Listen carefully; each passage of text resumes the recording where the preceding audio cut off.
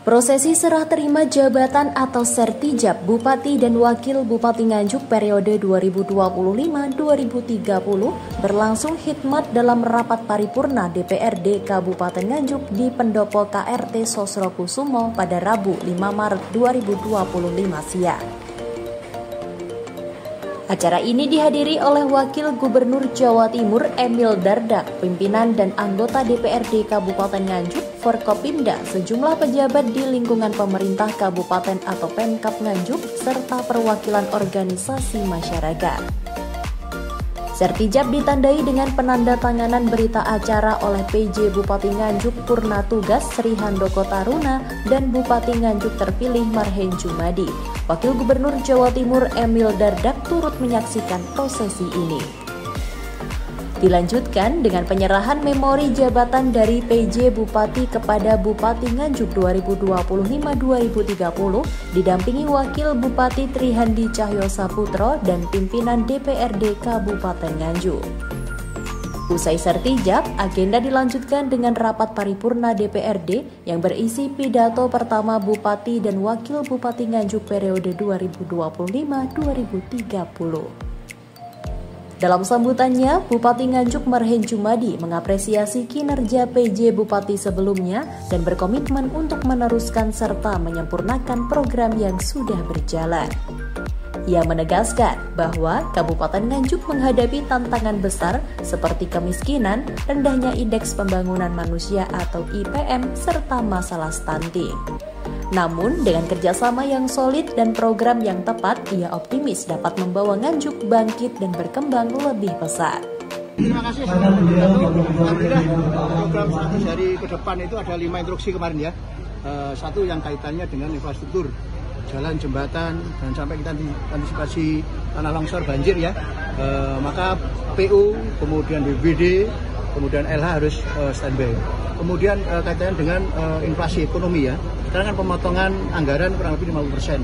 Maka kita harus ada program untuk efisiensi. Maka harus ada satgas kaitannya dengan pengangkatan anggaran.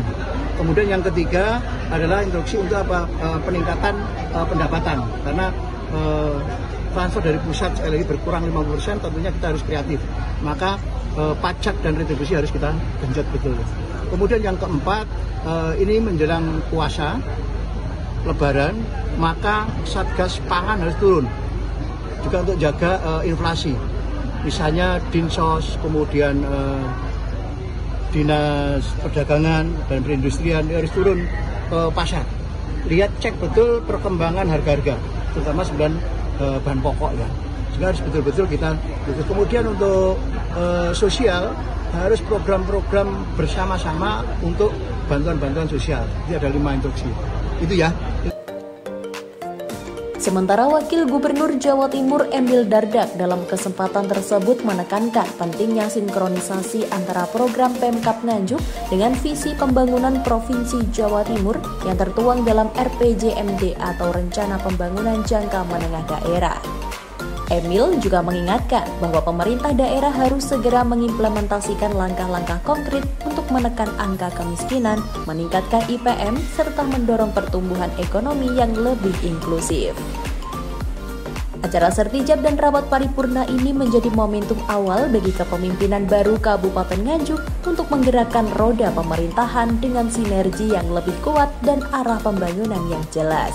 Ya, tadi disampaikan kalau kita memperhatikan postur dari PDRB, Produk Domestik Regional Bruto, selama 2016 sampai 2023 memang terjadi peningkatan di sektor industri pengolahan. Investasi yang ditargetkan 1,5 triliun juga akan banyak bertumpu pada investasi di sektor industri pengolahan padat karya. Maka fokusnya tadi tentunya adalah bagaimana ini tata ruangnya clear dulu.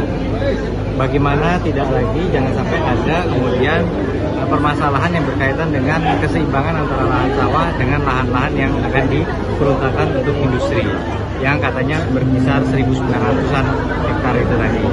Nah, ini yang menjadi PR penting, begitu pula dengan mempersiapkan sumber daya manusianya. Tentunya memang semangat kerja sebagai pekerja yang merantau dengan yang berada di kampung halaman sendiri itu adalah hal yang manusiawi dan luka kalau agak berbeda, gitu ya. Jadi bagaimana kemudian kita mendorong sebuah pembekalan yang bukan saja fokus kepada keterampilan tapi juga kepada etos kerja dan karakter yang kemudian akan semakin meningkatkan kepercayaan dari investor untuk masuk ke Kabupaten Nganjuk. Ini beberapa hal yang kami lihat selaras, apalagi Nganjuk ini bisa menikmati akses dari 2 pintu tol. Yang pertama pintu tol Kertosono yang memang terletak di Jombang tapi sebenarnya sudah sangat berbatasan dengan Kertosono, dan pintu tol Nganjuk itu sendiri. Ada 16 kecamatan yang tadi katanya sudah diperuntukkan untuk kemungkinan kawasan industri atau KING. Nah, ini yang ingin kita dorong bersama, termasuk bagaimana mengatasi permasalahan ketersediaan lahan. Kalau lahan itu terlalu tinggi, perlu ada strategi agar mengembangkan kawasan-kawasan yang memang masih memiliki daya saing dalam hal biaya sumber daya manusia maupun juga biaya pembebasan lahan. Ya, pesan dari Bukopipa 1 RPJMD dalam waktu 6 bulan harus segera dirampungkan.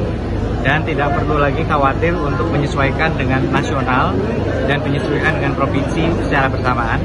Karena provinsi sudah melakukan penyesuaian dengan nasional. Jadi tinggal diselaraskan dengan provinsi, otomatis akan selaras dengan nasional dan provinsi secara bersamaan.